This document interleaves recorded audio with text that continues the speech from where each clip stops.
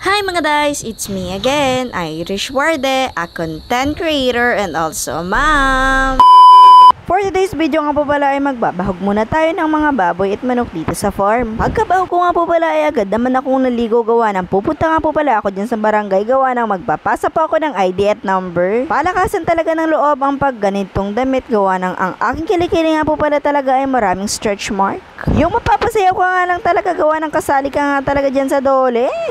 Naandito na nga rin po pala ako dyan sa barangay ay agad ko na nga rin po pala dyan ibinigay yung ID ko tsaka cellphone number. Tapos pagkatapos po noon ay umuwi na nga rin po ako. Shoutout na nga rin po pala dito sa tatlong babae na naandito nga po pala talaga dyan sa barangay hall. Pinuntahan nga po pala ako ni Ate Mara dito sa greenhouse gawa ng ito nga po pala talagang si Kuya Ace ay masakit ang tiyan. Nagpasama nga po pala dyan si Ate Mara gawa ng itong si Kuya Ace ay sinasaktan nga po talaga dyan ang tiyan. Kaya naman po agad naman po talaga yung papacheck upan ni Ate Mara kung ano nga po talaga ang nangyayari dyan sa batang yan. Pinakain na muna nga po pala yan ni Ate Mara gawa ng baka po talaga ay nagugutom lang tong batang ito. Pero kakaunti nga lang po pala talaga yung kinain niya tapos po talaga yung mga mata niya ay malalamlam pa. Ilang minuto nga lang po pala ay naandyan na rin po kami sa diet. Diyan nga po pala kami magpapacheck up kay Doktora Lasso. Ito nga po pala sa may Medical Plaza. Agad-agad na nga rin po pala kami dyan tumaas tapos pumasok na nga rin po pala kami dyan sa clinic ni Doktora Lasso. Noon naandyan na nga rin po pala kami sa to say nga po pala talaga ay wala po pala dyan si Doktora Lasso pero meron naman pong in charge na doktor. Nintay nga lang po pala namin dyan yung oras namin para pumasok na po dun sa loob. Tapos ilang minuto nga lang po pala ay tinawag na rin po kami. Agad na nga rin po pala kami dyan pumasok sa room ni Doktora. Pagkapasok nga po pala namin dyan ay agad na nga po palang tinanong dyan si Ate Mara kung anong nangyari kay Kuya Ace. Turo mo raw sa akin, saan masakit?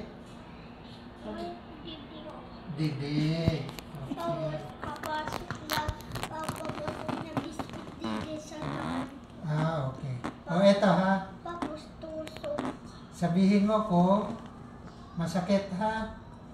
Iyan. Sakit. Dito to. Ganito, dinidiin ko. Masakit? Masakit. Dito. Sakit din. Masakit din. So, dito. Hindi sakit. Hindi sakit. Dito.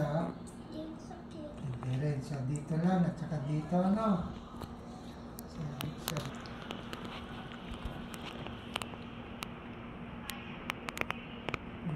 Nayang tusokin.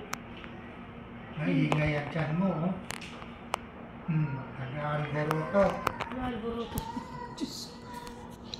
Takot na takot nga dyan si Kuya Ace gawa ng akala nga po talaga dyan ay tutusukin siya. Pero sabi nga lang po pala talaga dyan ng doktor ay nag-aalburuto nga talaga yung tiyan niya. Habang nga po pala chinecheck up dyan si Kuya Ace, ito naman talagang si Baby Sherry ay may daladala pa talagang tulang ng manok.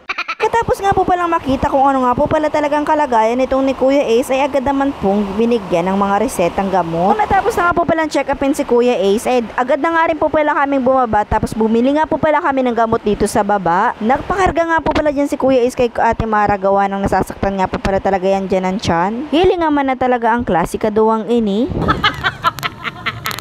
Nung nakabili na nga rin po pala kami, agad na nga rin po pala kaming umuwi dyan. Tapos pinainom nga po pala ni Ate Mara dyan sa sasakyan si Kuya Ace ng gamot dun sa gamot nga po pala sa sakit ng tiyan. Special mention nga po pala kay Tolitz Daniel, Kim Lee, Melchor Basanta, Ramil Mago, Carlo Roy Magno Valenzuela, dito kay Inchik, Puso Joshua Garcia, Mark Jefferson Manandig, Loren Redota, Freddy Villacruz de Los Santos, Fabua Bain, Mama Joanne of Three Boys, Steven Nicole, Rufa May Entong at dito kay Daisy Rose Abilong Serapio. Special shoutout nga rin po pala dito kay Leo Villacruz. Please like, share, comment sa akin comment section at huwag nyo nga po palang kakalimutan Irish Warde Vlogs. Thanks so much.